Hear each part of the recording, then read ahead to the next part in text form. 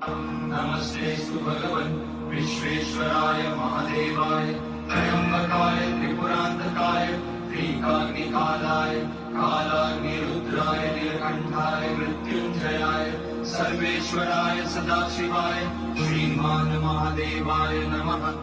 ॐ नमः शम्भवाय च मयोपवाय च नमः शङ्कराय च मयस्कराय च नमः शिवाय च शिवतराय च। ॐ त्र्यम्बकं यजामहे सुगन्धिं पुष्टिवर्धनम् उर्वारुकमिव बन्धनान् मृत्योर्मुक्षीयमामृतात्।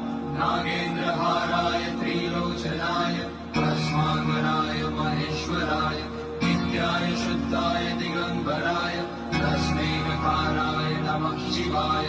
मन्दाकिनी सलिलचन्दन चर्चिताय नन्दीश्वर प्रमथनाथ महेश्वराय